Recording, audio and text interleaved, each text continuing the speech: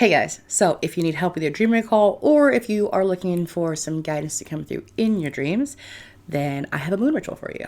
The idea was born out of a recent conversation that I had. I have a private Facebook group. I'll link it below. And in that group, we have bi-weekly live video chat sessions. In that chat session, somebody was asking me about dream recall. And I was like, I also have that problem.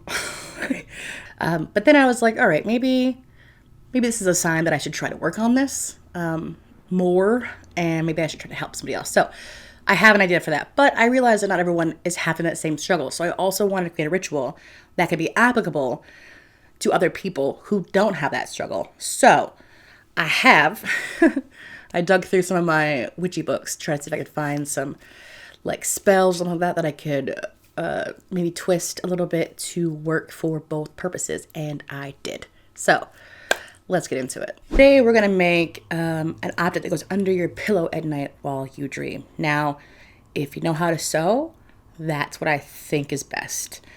I don't know how to sew. So what I have is a box full of baggies. All kinds of different baggies. I've got little clear baggies. I've got velvet baggies. I've got mesh net baggies. I've got lots of bags. So I am going to use one of these. If you do it this way, or if you're sewing it, you could also coordinate the color with your intention, by the way. All right, so your supply list is pretty simple. You're just gonna need pen and paper, which shouldn't be any surprise because I pretty much always advocate pen and paper. I'm a big fan of writing things down to make them real. Also, if you're going to sew, fabric, thread, needle, those things, or if you have no basic skills like me, a bag. And then you're going to want herbs, whatever herbs are going to be associated with your desires. And on that note, if you do not have a reference book for herbs for magical intentions, this is the one that I'm going to highly recommend. It's an old school book, but it's super legit. I will link it below. This gives you all the information, all the references you need to figure out what herbs are for what. Period. It's a great reference book. You'll also need something to smoke cleanse your items. Now I know that in the past I've had people comment saying that they can't do that for various reasons. If you can't do that, it's totally fine. Do whatever you can do. For those of you who can, I recommend getting something to smoke cleanse your items. Whatever is going to be your intentions. All right, so those are your lists. That's what you need. Let's get into the how-to and the basics and all that. The steps are really very simple. Step one is going to be to set up your space. That's always my step one. And I always say, if you're new here, my rule of thumb is always just to do whatever the fuck you want, right? Set up your space however it feels good to you. It's a form of personal creative expression. So just have fun with it. Set up your little altar space, your table, whether it's temporary or permanent, to what feels right to you with icons and items and things that resonate with you for your purpose for this ritual, okay? Then step two is going to be to smoke cleanse everything if you can. Your paper, your pen, your fabric or bag, get it all cleansed and ready to go. Clean your space out. I also have a video that I will link below about how I prepare for rituals and how I smudge my space. If you are new here and you haven't seen those, I would highly recommend you do so. I will put them up here and also in the description box below. I think it's really important that the amount of energy it's built up into, and your space is the way it's created and the way you set your mind frame to get into your ritual is really, really important. And I'm not somebody who draws salt circles. I prefer to cleanse my space and have my entire space be my ritual space. I do my rituals in my living room. I don't have a dedicated altar space. I don't have a dedicated, none of that.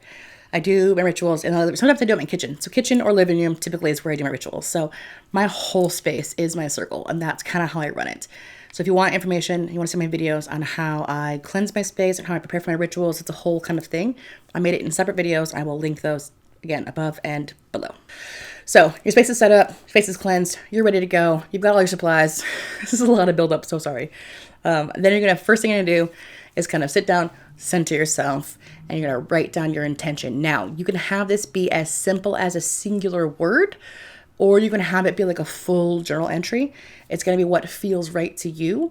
But sit down and really feel it, really visualize, really kind of ask whatever you want to ask your higher self, your guides, your angels, the universe, God, whatever it is that works for you in your spiritual practice.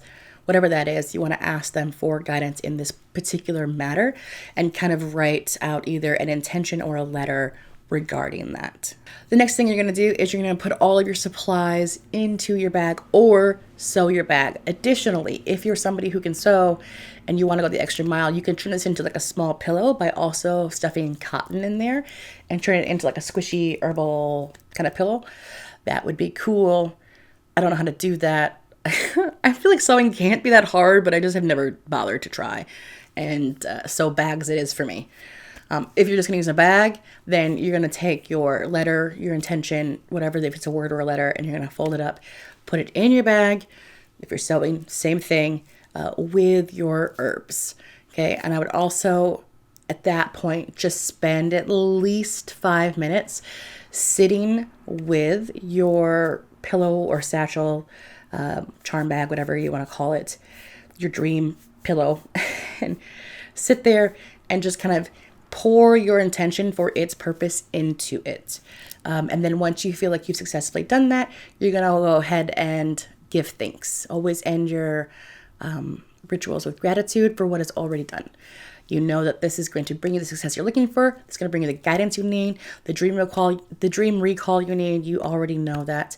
Give thanks for it. And before you go to bed, you want to speak your intention to it and then place it under your pillow. If you're doing this for dream recall, I highly recommend that additionally you keep a pen and paper really right next to your bed. If you can avoid an alarm clock, do so. I know that's unrealistic for most people, but if you can, do so. And when you wake up in the morning, you really want to try to not move your body. That is always the make or break for me. Again, I recall them very rarely, but when I do, this is always the key. When I wake up, I have to just lay there. That's why alarms can be really disruptive to dream recall, because it's the jolting from your like brain waves from jumping from dream to awake that makes you kind of forget. But if you can just kind of lay there and not stretch, not move, not itch, not get up to pee, just kind of exist in that state and slowly awaken, that usually helps me on the occasions that I do remember my dreams with them. Pen and paper right next to your bed. And as soon as you feel like you have the memory of the dream, or as much as you can keep, immediately grab it and literally while you're still laying in bed, write it down. I know it's a lot of pretty basic information, but for those of you who need to hear it, there it is. And also, before you fall asleep, you want to tell yourself that you're going to remember your dream and kind of tie that intention to the satchel you put underneath your pillow. And if you're looking for guidance, then go ahead and kind of say a prayer, ask for guidance from whatever, again, it is that works for you in spiritual practice before you fall asleep. Leave me a comment below. Let me know what you're planning to do with yours. And also leave a comment to let me know if you have a chosen set of herbs or colors that potentially might help somebody else who's also looking to do what you're doing. That way they can kind of get additional guidance from you. If you're interested, I have a podcast that I just started, linked below. I have tarot readings available, linked below. And I have merch that I recently released, which I think is fucking cool. I'm very biased in that, but I'm pretty sure I did a good job. And lastly, if you appreciated my content at all, then I would really appreciate it if you get the like button, yep. And also, if you want to see more of my content, make sure you hit subscribe. And if you want to see all of my content, make sure you hit the bell. That's all I have. Sorry for the end of video tangent. I appreciate you listening and have a wonderful fucking new moon. I will see you guys in the next video. Bye.